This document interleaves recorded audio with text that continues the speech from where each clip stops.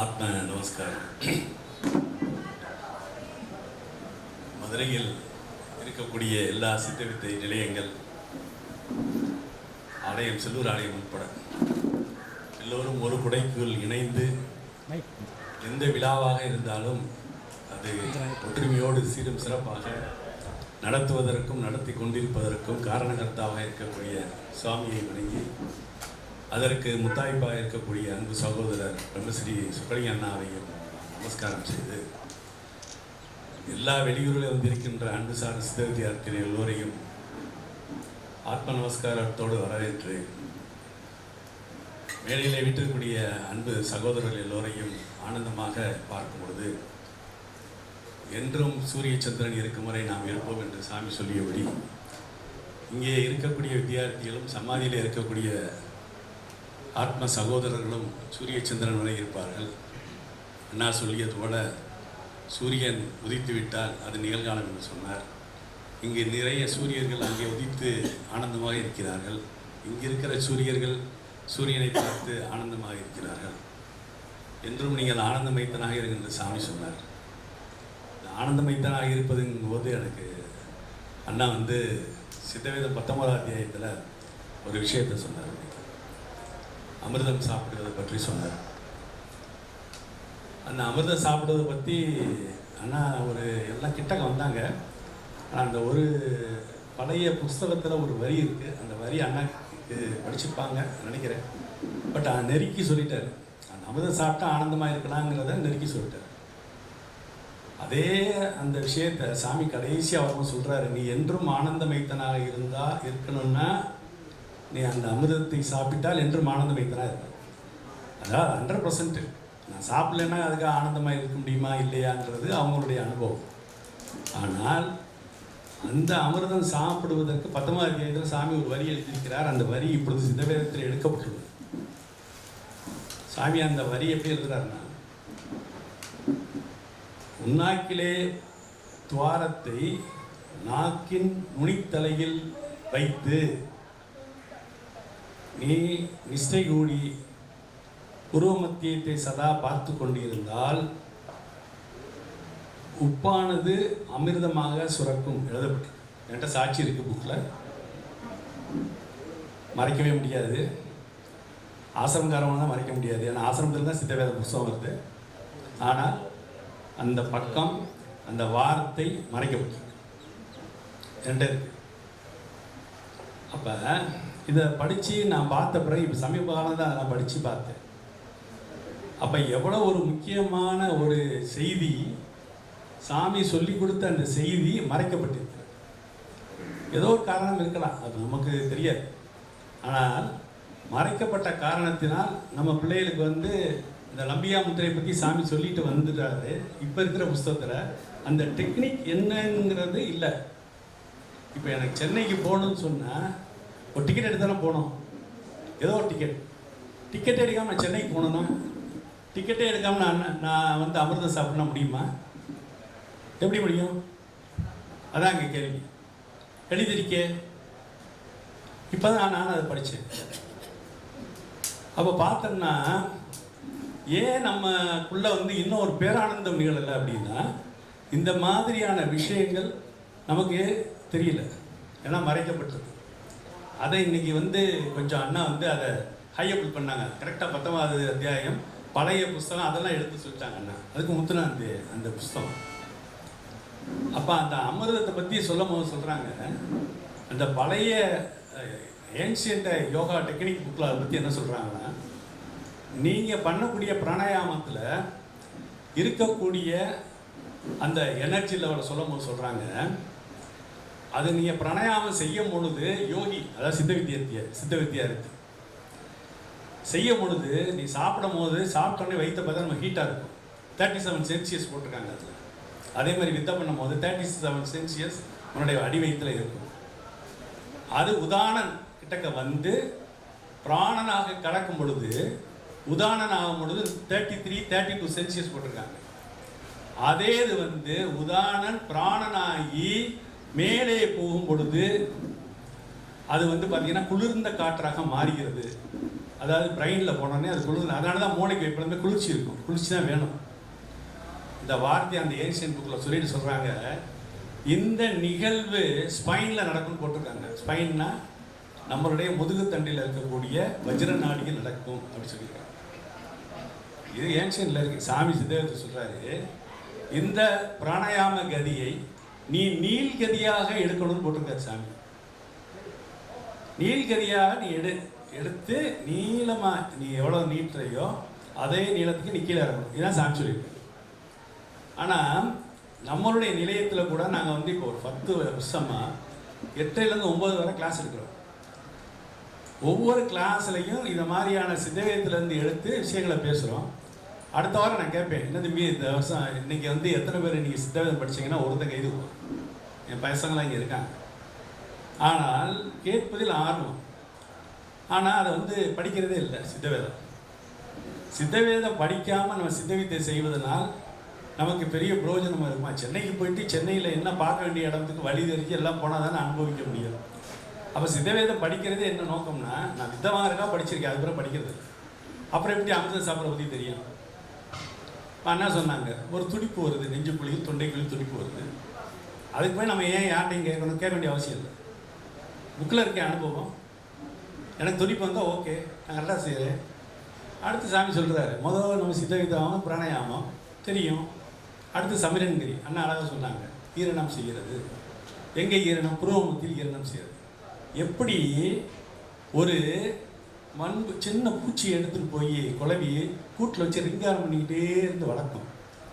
அதே போல் முதல்ல பிரணயம் செய்து புருவமத்தில் ஈரணம் செய்து பழகும் பொழுது சமீரணங்கதி கிடைத்து விட்டால் அடுத்து ஊர்த்துகை. எனக்கு ஊர்த்துகையில் இருக்கிறா, நான் சமீரணங்கதியாக இருக்கேனான்னு நான் பார்க்கணுன்னா சித்தவேதம் இருக்கே, அனுபவஸ்தர்கள் இருக்காங்களே. அப்போ எல்லாமே சாமி எழுதி வச்சிருக்கு, நான் படிக்கிறது இல்லை. அப்போ ஊர்த்துகை ஒருத்தர் ஏற்பட்டவன் என்ன நினைக்கிறான், சரியாக பிராணாயாமம் செஞ்சனாலும் தெரியாமே இருக்கான். பையில் 1 லட்ச ரூபா வச்சுக்கிட்டு அடுத்தவன்ட கடன் கேட்குறான். இது காரணம் என்ன? சித்தவேதம் படிக்காது. அதானே? அதுதான் கோயிலோட வச்சுருக்காங்க, சொல்லக்கூடாது, ஊர்த்து ஆண்டவர்னு வச்சுருக்காங்க. ஊர்த்து ஆண்டவர் சாமி சொல்லியிருக்காரு, பிரம்மதந்திரம் என்பது புருவமத்தில் இருந்து உச்சுக்களி வரை சொல்றாரு.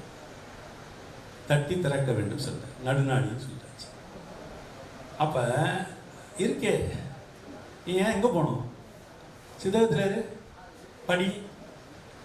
நடுநாடி யாருக்கு நல்ல நாம் போடுற மாதிரி தெரியுதா? அவன்ட்டு போய் கேள்வி, உனக்கு மட்டும் நாம இருந்தோன்னு தெரில. நான் இங்கே சொல்கிறேன், இந்த இடத்துல ஓப்பனாக சொல்கிறேன். சொக்கலிங்கனுடைய 2வது பையனுக்கு அந்த இதில் பாருங்க, இந்த கோட்டு அது நடுநாடியா இல்லையான்னு உன்னோட சொந்த அனுபவத்தில் நீ ஆனந்தமாக இருக்கிறத பற்றி தெரிஞ்சுக்கலாம். அதானே? அப்போ இருக்கே, அவள் சித்தவேதம் படித்தா தெரியும், தெரியல. போன வாரம் கிளாஸில் என்ன பண்ணோன்னா 26 பேர். எங்கள் நிலையம் வந்து ரொம்ப சின்னது, எந்த விதமான வசதி இல்லாததை ஓரளவு வசதி பண்ணி இருக்காங்க. நிறையா 130 பேர் புதுசாக வித்தை கொடுத்து வச்சுருக்கோம். ரெகுலராக அவ்வளோ போய் பெருமைக்கு சொல்லலை, எல்லோரும் தான் நம்ம வித்தியார்த்தி தான்.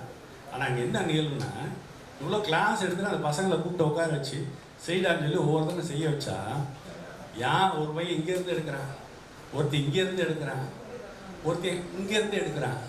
இப்போ சாமி சொல்லியிருக்கலப்பா, நீளமாக விடு. அது என்ன பார்த்தோம் சரியா? அப்போ நீளமாக விட்டாதான் உடம்புல இருக்கக்கூடிய 6 ஆதாரச்சங்கள் உண்மையாக பொய்யான உண்மைதான். அதை கடந்து தான் மனதில் 6 ஆதாரச்சங்கள் நீ டச் பண்ண முடியும். உடம்பு இருந்தால் தானே மனசு தான் சித்தவித்தை செய்ய முடியும். நீ மனசு ஆனந்தமாக இருந்தாலும் சித்தவித்தை செய்ய முடியும். அப்போ இங்கே இருக்கக்கூடிய சக்கராசு வழியாக நீ பிராணாயாமம் பண்ணி நீ மனோ சக்கராசு போனால் தானே நீ ஆனந்தமாக வித்தை பண்ண முடியும்.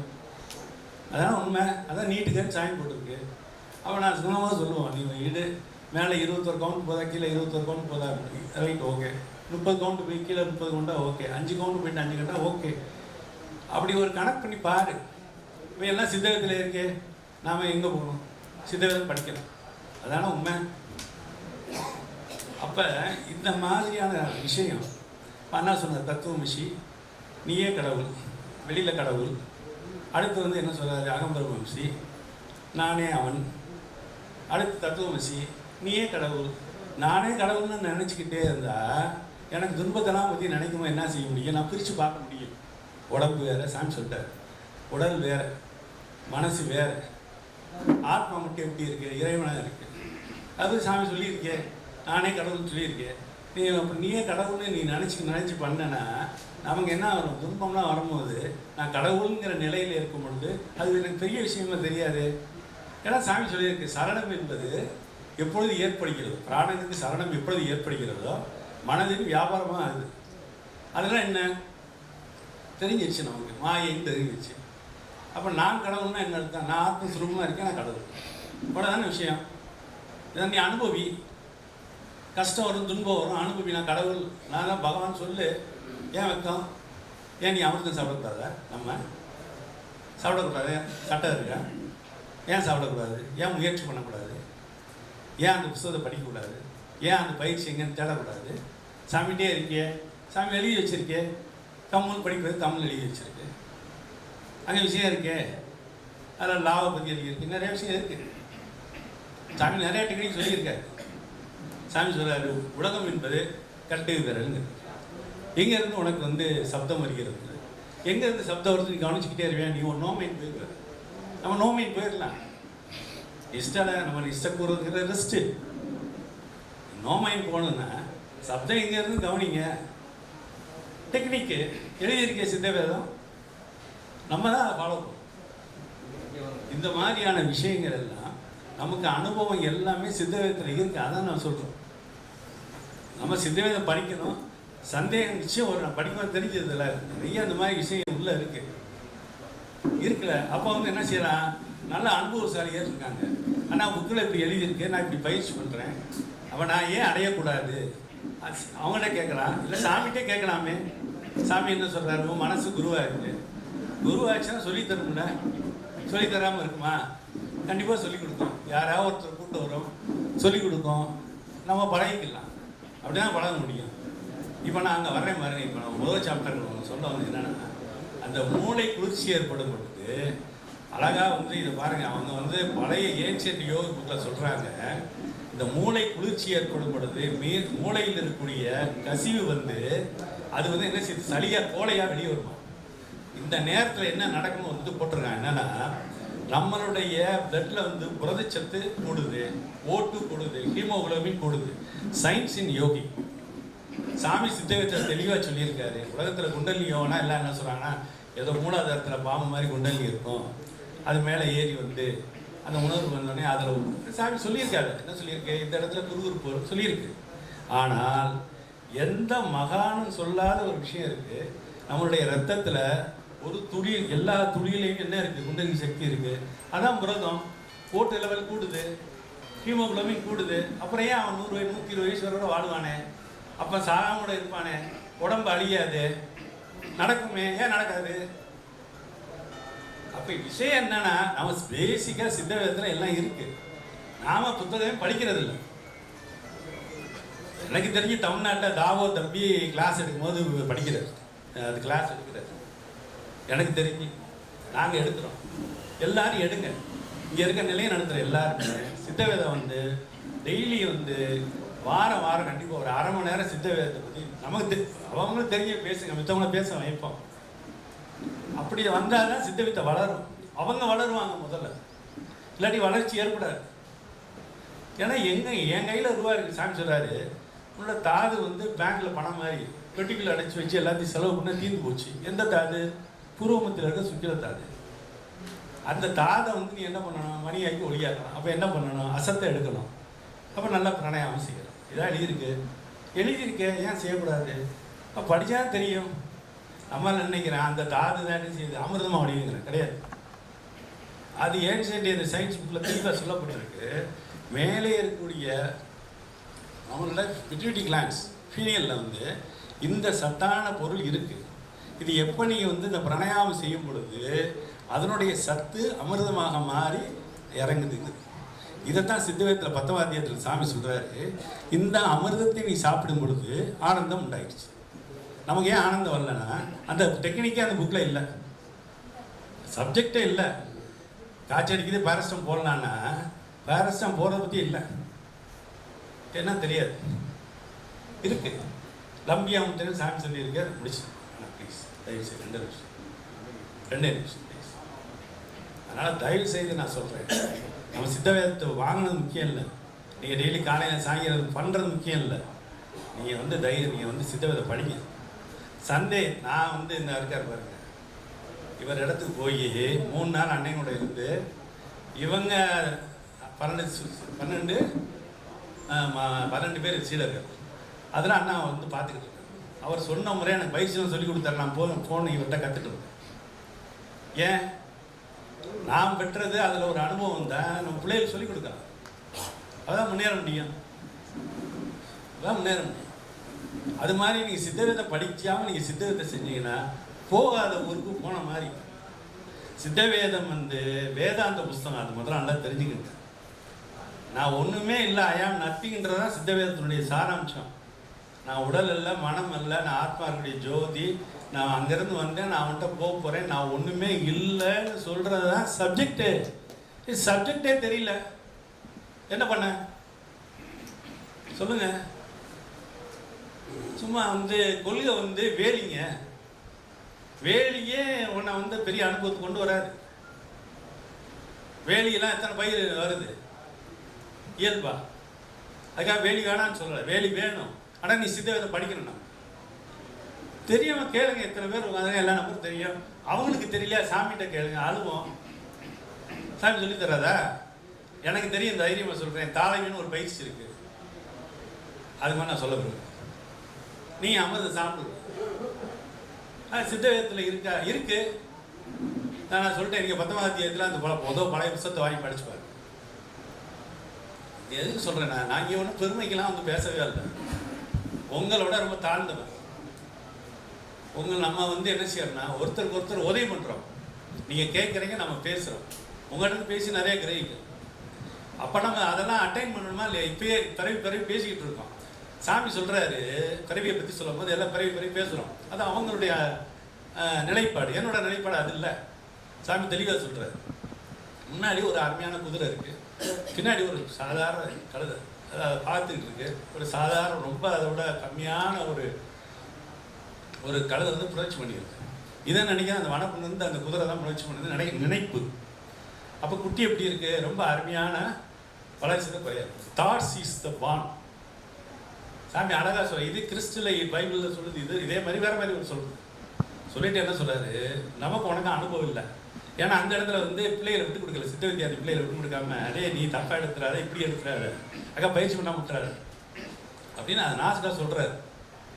அப்போ அங்கே என்ன இருக்கு? நீ பிறந்துட்ட. நான் என்ன சொல்றேன், பிறவி இருக்கு இல்லப்பா, அதை விட்டுருவோம். நான் பிறந்ததுக்கு நான் அமிர்தம் சாப்பிடணுமா இல்லையா? அதை உடைய தொண்டைக்குள்ள துடிப்பு வரணுமா? அதை உடைய ஊர்த்துவரி வரணுமா இல்லையா? அதை உடைய புருவத்தில் துடிப்பு வரணுமா? அது வரலையா? ஐயா இங்கே உச்சிக்குழியில் துடிப்பு வரணும். வருதா வரலையா? வரலன்னு செய்வோம், முயற்சி பண்ணுவோம். அதுதானே பிறந்திருக்கோம், அதுதானே சித்தத்தை வாங்கியிருக்கோம். ஏன் நம்ம பண்ணக்கூடாது? ஏன் செய்யக்கூடாது? இது தடையா? உங்களுடைய சொந்த முயற்சி. ஆனால் ரொம்ப தாழ்மையாக கேட்குறேன், என்னோட இந்த விஷயம் வந்து இந்த பேச்சு என்னோட அகங்காரத்தில் எனக்கு தெரியுன்றதுக்காக நான் பண்ணுறோன்றதுக்காக பேசவே இல்லை. சத்தியமாக இங்கே எல்லாம் நல்ல ஆளுங்க, நிறைய பண்ணக்கூடிய ஆளுலாம் இருக்காங்க. ஆனால் சித்தவேதம் படிக்காததுனால ஏற்படக்கூடிய பிழை இதுதான். அதனால் தயவுசெய்து நம்ம தான் எல்லாம், நாம தான் சித்த சமாஜத்தை இந்த உலகத்தில் ஸ்தாபிக்க போகிறோம். அங்கேருந்து எல்லாம் ஸ்தாபிச்சுக்கிட்டு இருக்காங்க. கிருஷ்ணாராம் ஸ்தாபிச்சதை நீங்கள், நான் அந்த இடத்துல இருக்க கிச்சனை உடைச்சோம், எல்லாம் எடுத்து டைல்ஸ் போட்டு 10 பேர் உட்கார எடுத்தோம். நீங்கள் 30 பேர் உட்காந்து ஜெபம் பண்ணுறோம். டெய்லி ஜெபம் நடக்குது சாயந்தரம். அதுக்கு பைசா வேணும், பைசா வருது. 5 பேர் வர்றான். தமிழ்நாட்டிலே டெய்லி ஜெபம் நடக்கிறது ஐ திங்க் சாமி நடத்துறது கிருஷ்ணாராம் இடம் தான். ஏன் இடம் இல்லை, அங்கே தலைவர்லாம் யாரும் இல்லை, எல்லாரும் தலைவர் தாங்க. அண்ணன் கூட தலைவர் தான். அது மாதிரி எல்லாம் நடத்துங்க. என் காசு இல்லை, எங்கள் பசங்க எல்லாமே உங்கள் வேலை செய்கிற பசங்க. அவனை நாங்கள் வச்சுருக்கோம். சாயந்தரம்னா 45 ரூபாய்க்கு டிஃபன் கொடுக்கணும். கடன் வாங்கி நடத்துவோம். நடக்குதுல்ல. இங்கே பெரிய ஜாம்பவான்கள் இருக்காங்க, எவ்வளோ ஜாம்பவான்களே நடத்துகிறாங்க. ஏன் நீங்கள் நடத்தக்கூடாது? நானே இப்போ ஒரு சரியாக இப்போ 2 மாதம் சரியாக போகிறதில்ல. இன்னொரு பையன் இருக்கிறது பாடுறான் இருக்கு. நான் வந்து நம்ம ஜாபம் பண்ணுவோம் அப்படின்னு போயிட்டேன். ஆனால் கிளாஸ் போவேன், சண்டே போவேன். யாரோ நல்லா நடத்தட்டும். அது மாதிரி தான் நம்ம எல்லாம் நம்மளை விட்டு கொடுக்கணும் முதல்ல. கற்றுக் கொடுக்கணும், வளரணும். அண்ணன் இருக்காங்க, எல்லாரும் இருக்கீங்க, நல்லா வளர்ச்சி பண்ணுங்க.